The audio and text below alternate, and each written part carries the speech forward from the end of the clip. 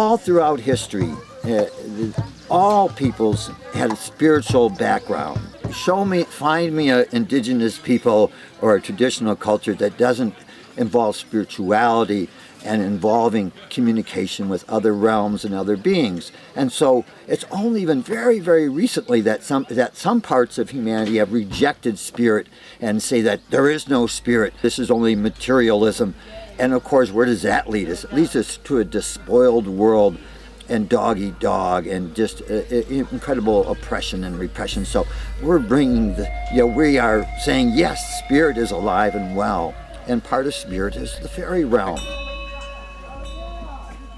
Skeeter has always loved and worked with fairies. That's his whole story. He brought that energy to a group of people that said, yes, that makes sense. Let's get together. What brought me here was an invitation. We're going to do a fairy congress. We're going to gather in a meadow on the east side. Would you like to come and participate? And so, absolutely, I did, and that's what brought me here.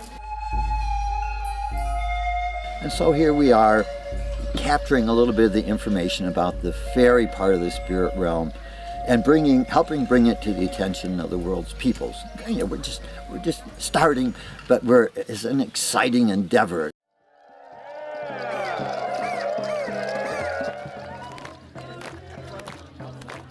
We don't know where the word fairy comes from. Nobody really does. Etymologically, we don't know. But it's old. We know that. They're called by many names. And a thing to also remember, every indigenous tradition worldwide speaks of the little people, these nature spirits, these pre-human ancestors.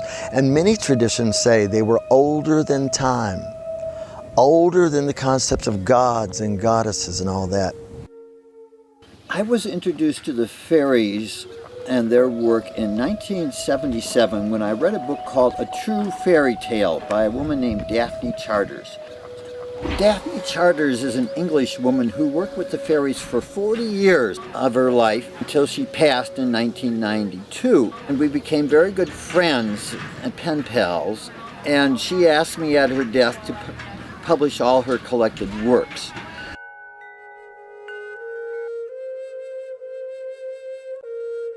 You might say, and I like to say that the fairies are the guardian angels of the plants and the animals and the natural world, because it's easy to accept guardian angels because that's in most traditions.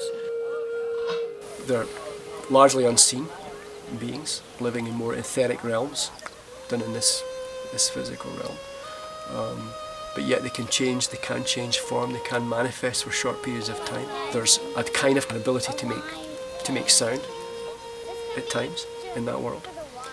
Because they're in control, they have more control of the ether forces than we do.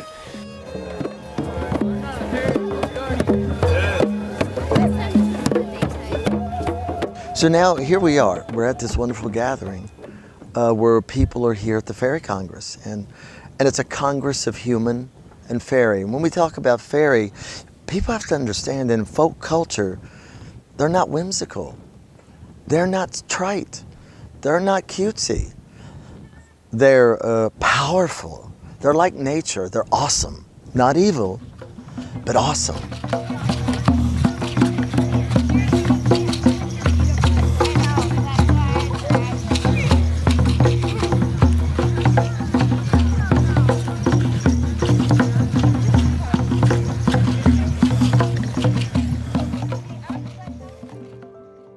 Our goal was always to bring the best people working with the fairy realm in the world that we could find and attract here to share their information. And over the years we've had about 70 different presenters, 75 or so different presenters. Some have come multiple times.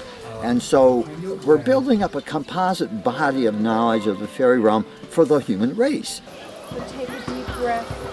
I would have to say that the Congress is the most heart-expanding experience I know of on the planet. It allows you to find your humanness, share that humanity with other people here, understand it's okay to have an undefended heart, because on the spiritual path, if your heart is defended, you can never really expand.